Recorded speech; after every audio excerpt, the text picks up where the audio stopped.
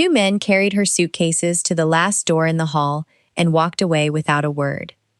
Naomi Brooks was Black, an art restorer from Brooklyn, and she had just married a man she did not know, Seo Tae-jun. They called him the Black Tiger. The ink of it climbed above his open collar toward his throat. He checked his thin steel watch and told her the room was hers. No one would enter. Not the staff, not his mother, not him. That was the marriage. She had come to pay a debt her father signed 9 years ago, in a country he loved and never explained. Favors, the old woman said, are paid in daughters. She did not cry standing up. She made it to the edge of the bed first. The next morning she found the gallery. Old harbor scene, 18th century, a real signature curled into the dark water. But under the varnish, along a lifted seam, sat a blue that hadn't existed when the picture was painted. Synthetic, modern. Someone had hidden something inside a painting and aged the surface to cover the seam. Then footsteps. A scarred man in the doorway, speaking 3 low words into his sleeve. And that night, standing outside her door with blood on him, he heard her crying and did not walk away. But what she found under that varnish was only the first thread. Before starting the story, comment down below where you are watching from and what time it is there. If stories of karma, love, and hidden truths move you, leave a like, be sure to subscribe to the channel, and click join to become a member and help our channel. 2 men carried Naomi's suitcases past the double doors of the master suite and kept walking. She followed the sound of the wheels down a corridor longer than her whole apartment in Brooklyn. Marble, then wood, then a runner the color of dried blood. They stopped at the last door, the one closest to the stairwell, and set the cases down without a word. "This is your room," Seo Tae-jun said behind her. She turned. He stood where the runner met the marble, hands loose at his sides, the collar of his dark shirt open. The edge of the tiger showed above the fabric, ink climbing toward his throat. He didn't come closer. "The whole hall?" she asked. "That door." He nodded once at it. "No one enters without your permission. Not the staff, not my mother." A pause. "Not me." Naomi waited for the rest of it. The part where a husband softened the arrangement, made a joke of it, offered a hand. He gave her nothing. He looked at her the way a man looks at a painting he has agreed to store, but not to hang. "We signed papers this morning," she said. "In front of 40 people. We did. And that's the marriage. That's the marriage." He checked his watch, a thin band of steel. "Soon Ja will bring your dinner up. Rest." He walked back toward the stairs. His footsteps didn't hurry. From the shadow near a lacquered cabinet, a woman had been watching the whole thing. Seo Hye-suk stepped into the light in a jade hanbok, silver hair coiled tight against her skull. She studied Naomi from the curls falling past her chest down to the ivory silk of her blouse, and she smiled the way frost smiles. "So," Hye-suk said, "this is what he brought home." Her English was slow, chosen, pretty. "I'll grant the boy that." She let the pause open. "It's a shame Pretty doesn't hold a house together." "I didn't come here to hold anything together," Naomi said. "No." The old woman's eyes went flat. "You came because your father died owing us a favor, and favors are paid in daughters." She turned before Naomi could answer, jade sleeves swinging. "The dining room is downstairs. You won't be needing to find it." Then she was gone too. Naomi went into the room and shut the door and stood with her back against it. The space was beautiful and cold and entirely someone else's idea of her. A bed too large for one, a window facing the garden wall, her 2 suitcases sitting in the middle of the floor like they'd been left at a train station. She did not cry standing up. She made it to the edge of the bed first. The tears came without sound, the way she'd trained them to since the funeral. Her father's face kept surfacing. Isaiah Brooks, wire glasses, the tweed jacket he wore to teach a Saturday class of kids who couldn't pay. He had signed something once, in a country he'd loved and never explained, and the debt had waited 9 years, patient as a spider, until it found her. She wiped her face with the back of her hand. Somewhere far below, a clock chimed the half-hour. Naomi did not sleep that night. Near dawn, she opened her tool roll, the leather one, soft from 20 years of handling, and set the jeweler's loupe on the nightstand just to have something of her own in the room. Old habit. When the world tilted, she fixed something small. The next morning, the housekeeper came at 8 with a tray and a bow. Han Soon-ja, key ring chiming at her waist, gray hair pinned neat. She was the first person in the house who looked at Naomi like a person and not a purchase. "You didn't eat last night," Soon-ja said, setting the tray down. "Eat this morning, please." "Thank you." Naomi meant it more than the words carried. Soon-ja hesitated at the door. "The east wing is yours to walk. The gallery, the library, a small warmth. You are a restorer. The gallery might interest you." It did. She found it an hour later, 2 floors down, a long room hung with paintings under museum lights, landscapes, a few portraits, old money in gilt frames. Naomi moved along the wall the way she moved through any collection, slow, hands behind her back, reading the surfaces. She stopped at the 4th canvas. A harbor scene, 18th century by the look of the composition, the signature in the lower right worked into a curl of dark water. Authentic hand. She'd have staked her name on the signature alone. But something under the varnish caught the light wrong. Naomi leaned in. She took the loupe from her pocket. She'd carried it downstairs without thinking, and held it to the lower left corner, where the paint met the frame. The top layer had aged, cracked in the fine web that only decades produce. Underneath it, along a seam where the pigment had lifted, sat a different blue. Cleaner, flatter, a blue that hadn't existed when this harbor was painted. She knew that blue. Phthalocyanine. Synthetic. 20th century, at the earliest. She straightened and looked at the canvas as a whole, and her pulse changed. The signature was real. The surface was old, but someone had painted something under this picture, recently, and then aged the top to hide the seam. You didn't do that to preserve a painting. You did it to move something inside one. Footsteps entered the gallery behind her, measured, unhurried. She slid the loupe back into her pocket and turned, and Park Dae-hyun stood in the doorway, scarred eyebrow lifted, one hand at the earpiece he wore. "The gallery is being cleaned today," he said. It wasn't a request. Naomi held his eyes a moment longer than he expected. Then she smiled, easy, and stepped away from the harbor scene. "Of course," she said. "It's a lovely collection." She walked past him toward the stairs. Behind her, she heard him lift his cuff and speak 3 low words into his sleeve, and none of them were about cleaning. The rain came in sideways that night, and it came with him. Naomi heard the gate motor grind before she heard the cars. 2 engines, then 1, then the heavy front doors swallowing the storm. She sat on the edge of the bed, with her father's letters spread across the quilt, and did not turn on the lamp. Footsteps crossed the marble below, slower than usual, uneven. Taejun was climbing the stairs, one hand on the rail. She heard the drag in his left leg before she understood what it meant. Blood had its own weight on hardwood, a wet, deliberate sound. He stopped at the top. He did not go to his own wing. He came down the corridor toward her door, and then the sound stopped altogether. She waited for the handle to turn. It didn't.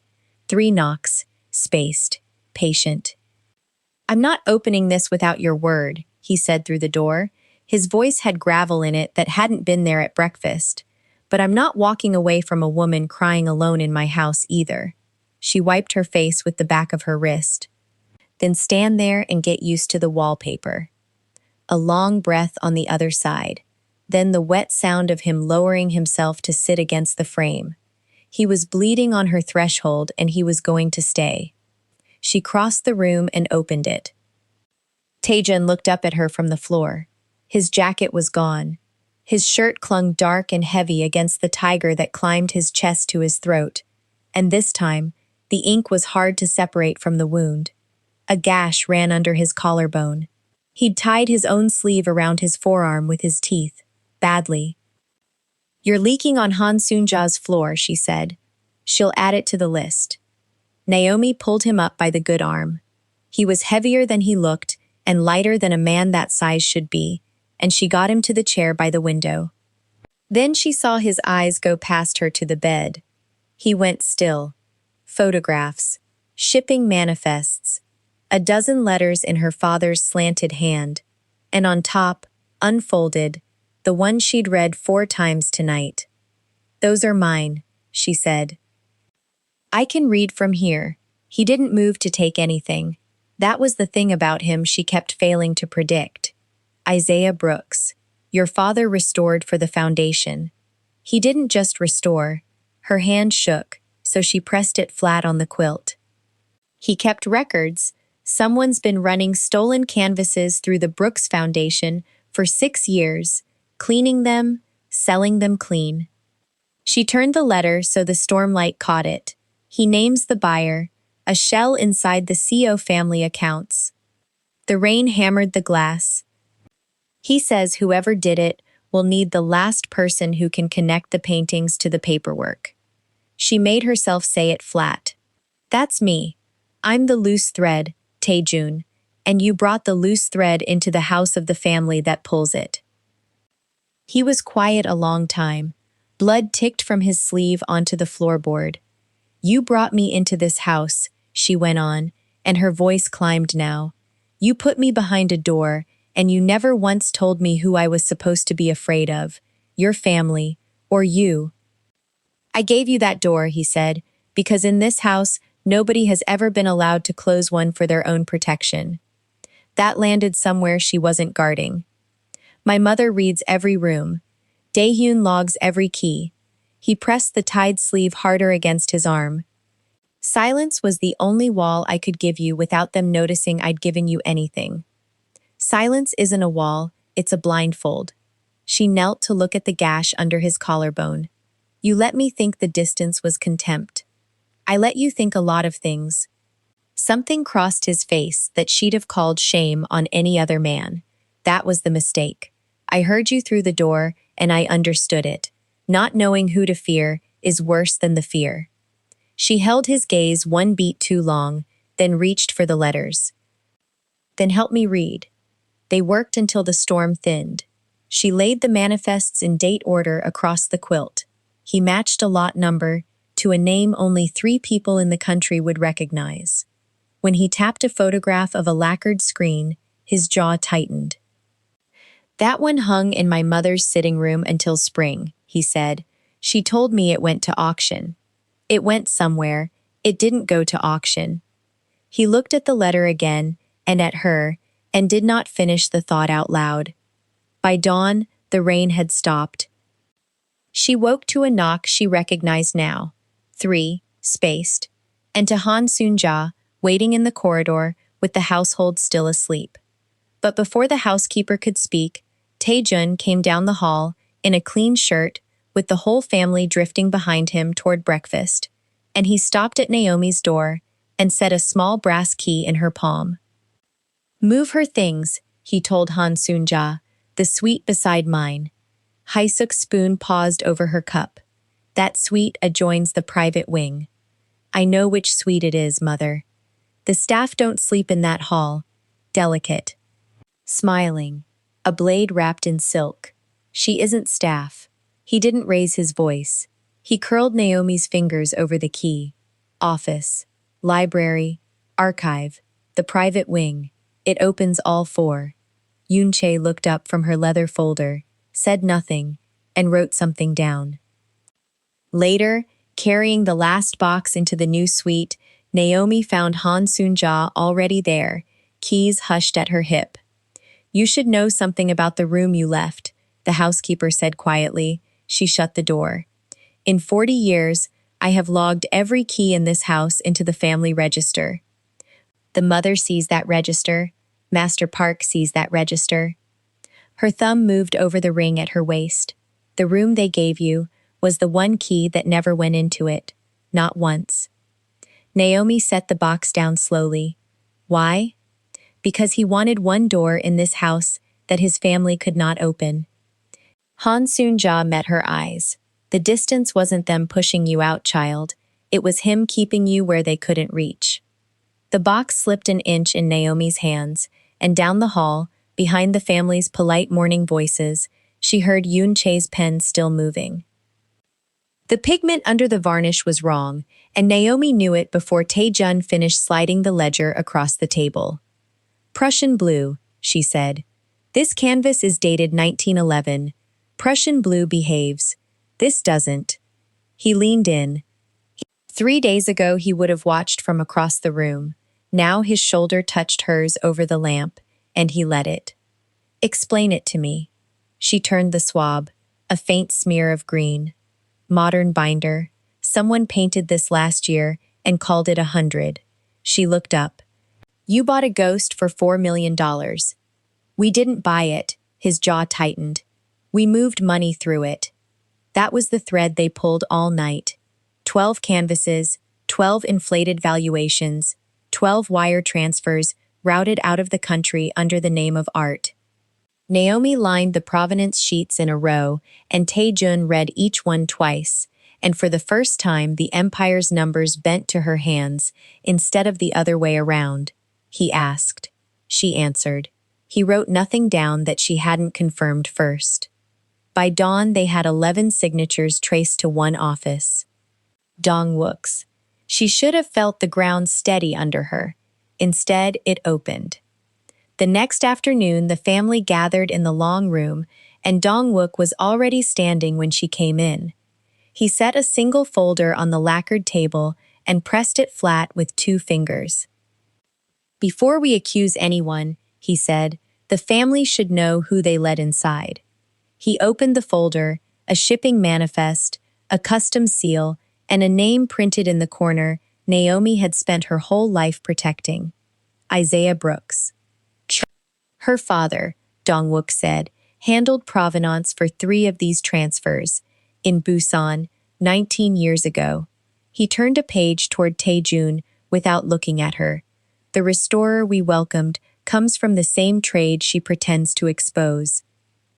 The room went quiet the way a room does when everyone decides at once not to defend you. My father restored paintings, Naomi said. He never smuggled anything. The signature says otherwise. Dong-wook adjusted his glasses. And you would defend him. That's what makes you useless as a witness, a foreigner protecting a foreigner. He let the word land twice, gently, the way a man drops a coin to hear it ring. You have no authority in this house. You never did. She looked at Tae-jun. He was reading the manifest. And he did not lift his eyes fast enough. That was the cut. Not Dong-wook. The half-second her husband spent studying a page that named her father. The half-second in which she understood he was checking it against something he already carried. You knew, she said. The whole family heard it. Naomi. Before the wedding, you knew there were irregularities. You knew my father's name was in this. Her voice stayed flat, and that was worse than screaming. You brought me here because I could read the canvases. I was never a wife. I was a tool you married so no one would question why a restorer had the run of your vault. It wasn't like that. Then say it wasn't. She waited. He didn't. 1 breath. 2. Yoon Che half rose from her chair and stopped. Naomi picked up her father's folder from the table. Nobody moved to take it back. She walked out of the mansion with the folder against her chest and the gate opening for her because Dae-hyun, watching from the wall, chose to let it. He said nothing. He touched 2 fingers to his brow. It was the only apology in the house. She took a taxi to Seongbuk-dong, to a street that still smelled of turpentine after 19 years, and she let herself into the atelier her father had kept until the week he died. The landlord had never rented it out. She'd paid the rent from another country without once opening the door. She opened it now. Dust on the drop cloths, his easel, the chipped enamel tray where he mixed grounds. She sat on the floor in her coat and did not cry, because crying was a thing you did when you still expected someone to come. Then she got up. Because a woman who folds is a woman Dong-wook has already beaten, and she had not come this far to hand him her father's name. She found the flat file where Isaiah kept his working notes. 19 years of pigment tests, cross-sections, receipts, dated entries in his square, honest hand. If a manifest said Busan, his own logbook would say where he actually was. She began stacking the years across the floor, one folder per foot of dust, building the alibi one page at a time. Outside, a car had stopped at the curb and stayed. She knew whose. She didn't go to the window. She worked until the streetlight failed and came back on, and the car did not leave. At 3 a.m, she opened the door. Tae-jun stood on the step, coat soaked through, breath white. "You could have made me come back," she said. One phone call. Men at the door. "You didn't." "No." "Why not? Why are you standing in the cold instead of inside?" He looked at the doorway between them and didn't cross it. "Because you closed the door. And I finally understood that my duty isn't to walk through it." Rain ran off his jaw. "It's to make sure no one ever forces you to open it." She held the frame. She almost stepped back to let him in.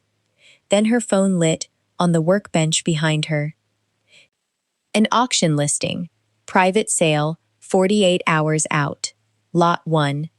A Joseon-era scroll from the Seo collection. The crown of the vault. The one piece whose sale would launder the last of the transfers and bury the paper trail under a legitimate buyer. Dong-wook's name in the seller field. Her father's logbook was proof of nothing yet, half sorted on a dead man's floor. Her word was a foreigner's word. The one man who could stop the sale was standing outside her door because she'd told him to. And the scroll would be gone by Friday. She looked at the listing, then at Tae-jun. Then at 48 hours she did not have. The private viewing room held 9 people and one painting on an easel draped in gray silk. Dong-wook lifted the cloth himself. The buyers leaned in. Naomi walked to the front before anyone invited her. "Before you bid," she said, "read this." She set a folder on the table. Dong-wook smiled the way a man smiles at a child interrupting adults. "She restores canvases," he told the room. "She does not price them." Naomi opened the folder and turned the first page toward the buyers. A pigment report. She placed her finger under one line and let them find it themselves. "Phthalocyanine blue," she said, "synthesized in 1935.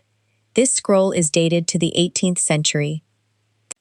A buyer in a charcoal suit picked up the page. He read it twice, the way people read things that cost them money. "Paint doesn't lie," Naomi said. "People do." Dong-wook's jade ring tapped once against the table edge. "Restoration adds material. Any conservator knows this." "It does." She turned the next page. "So I pulled the restoration logs. Every intervention on this piece was signed off by the same account that wired payment to 3 fabricators in Busan. Page 3. Bank transfers, dates, amounts, circled in her own hand. Your father's collection wasn't looted, Tae-jun. Half of it was manufactured. And every provenance gap they couldn't fill, they filled with a dead man's name." She looked at Eun-chae, who stepped forward and laid a second folder beside the first. "My father's name," Naomi said. "Isaiah Brooks. Catalogued as the smuggler who moved these pieces. He never touched them. He was the man they needed the world to blame." The buyer in charcoal set the pigment report down and did not pick up his paddle. Dong-wook's voice dropped, smooth and low. "You come into my family's house. You accuse your host." He turned to the room, hands open. "This woman does not belong to this family. She never did." Something moved at the back of the room. Tae-jun crossed the floor without hurry. He took Naomi's right hand, turned it palm up, and pressed a heavy signet into it. His thumb closed her fingers over the metal. "She belongs where she decides to stand," he said. He looked at his uncle. "But from tonight, you no longer belong to anything that carries the name Co." Dongwook laughed, short and dry. "The signature is your father's, on every document. My brother authorized this collection with his own hand. You would burn his memory to defend a stranger?" A chair scraped. Haesuk had not spoken all evening. She rose slowly, one hand on the table for balance, and walked to the easel. She studied the corner of the canvas where the seal was painted, close, the way a mother studies a wound. "My husband signed his letters with the left stroke first," she said. "Always the left. He was proud of it. His father taught him." She touched the painted seal without touching it, tracing the air above the brushwork. "This begins on the right." The room went still. "He never signed this," Haesuk said. She turned to face her brother-in-law. "You copied his hand. You put my husband's name on your theft and let a foreigner's father hang for it." Her voice did not rise. It did not need to.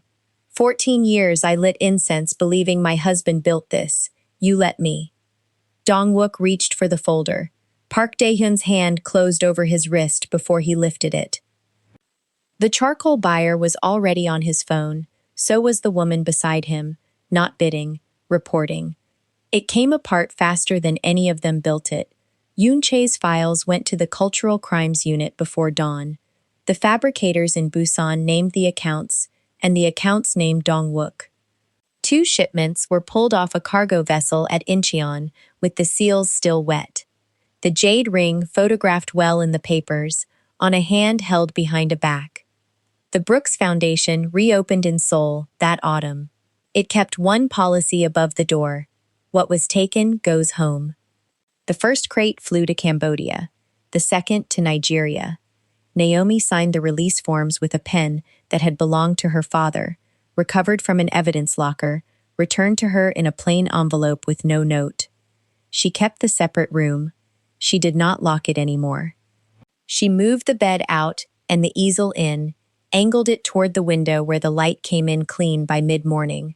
Isaiah's photograph went on the sill, facing the work, the way he used to stand behind her when she was a girl, learning to hold a brush. Taejun found the door open one evening. He had never seen it open. He stood in the hallway and looked at the light spilling across the floorboards, at Naomi working with her sleeves pushed up, a scroll clamped and half-cleaned in front of her. He knocked anyway. She did not turn around. "You know you don't have to keep knocking." "I do," he said. "As long as this door is yours." She set the brush in the tray. She crossed the room, took his hand the way he had once taken hers, and drew him inside. She did not close the door behind him. The light held. Outside, the city ran on without them, and neither one hurried to catch it. Some doors are not walls. They are permission. If this story moved you, stop for a moment and reflect. Have you ever been placed behind a closed door and told it was a cage, only to learn much later it was the one place they built to keep you safe? Have you ever spent your life restoring what others had damaged and never once been handed the key to a room of your own? And when the person who married you as an arrangement finally saw you as a person, did it come too late or right on time? Tell us your experiences and feelings in the comments. We read them all. And if you believe in stories about dignity, belonging, and hidden truth, leave a like, be sure to subscribe to the channel, and click join to become a part of our community and help the channel.